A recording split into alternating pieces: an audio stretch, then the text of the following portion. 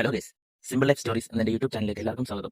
വലിയ കാടിക്കോലുകളോ അലമ്പോ ബഹളങ്ങളോ ഒന്നുമില്ലാതെ വളരെ സമാധാനപരമായിട്ട് എൻ്റെ ജീവിതത്തിൽ നടക്കുന്ന കാര്യങ്ങളും എന്നെ ചുറ്റിപ്പറ്റി നടക്കുന്ന കാര്യങ്ങളും ഈ ക്യാമറയിൽ ഒപ്പിയെടുത്ത് നിങ്ങളെ കാണിക്കാനാണ് ഞാൻ ശ്രമിക്കുന്നത്.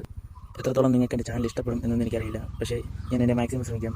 നിങ്ങളെ എൻ്റെ ഒരു വീഡിയോ കാണുന്നതിലൂടെ നിങ്ങളുടെ കുറച്ച് നേരത്തെ വിഷമം മാറാനോ അല്ലെങ്കിൽ നിങ്ങളുടെ മൈൻഡ് റിലാക്സ്ഡ് ആവാനോ എൻ്റെ വീഡിയോസ് നിങ്ങളെ സഹായിക്കും എന്ന് ഞാൻ കരുതുന്നു.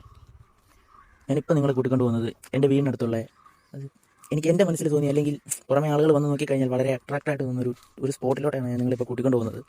ഇതൊക്കെ നമ്മുടെ നാട്ടിലെ ചേട്ടന്മാരാണ്. ഞായറാഴ്ച ആയി കഴിഞ്ഞാൽ ഞങ്ങളുടെ നാട്ടിലേക്ക് ഇങ്ങനെ കേട്ടോ, പിന്നെ എല്ലാവരുടെ നാട്ടിൽ ഇങ്ങനെ തന്നെയാണ്. എല്ലാവരും ഒന്ന് കൂടുകയും സംസാരിക്കുകയും നാട്ടുകാര്യങ്ങൾ പറയുകയും. അപ്പോൾ ഇതാണ് ഗൈസ് ഞാൻ പറഞ്ഞ സ്പോട്ട്. നല്ല ആഴമുണ്ട് കേട്ടോ.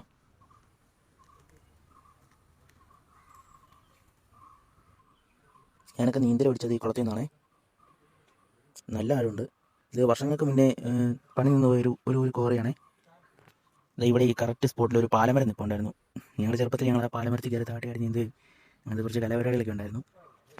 വൈകുന്നേരം കഴിഞ്ഞാൽ ഈ ഒരു നിരയ്ക്ക് വന്ന് ഇങ്ങേ അറ്റം വരെ ചൂണ്ടയിടുന്ന ആൾക്കാരുടെ വെള്ളമായിരിക്കും കേട്ടോ. ഇവിടെ വരുന്നവരൊന്നും അങ്ങനെ ഇങ്ങനെയൊന്നും വെള്ളത്തിൽ ഇറങ്ങുമൊന്നും ചെയ്യില്ല കേട്ടോ.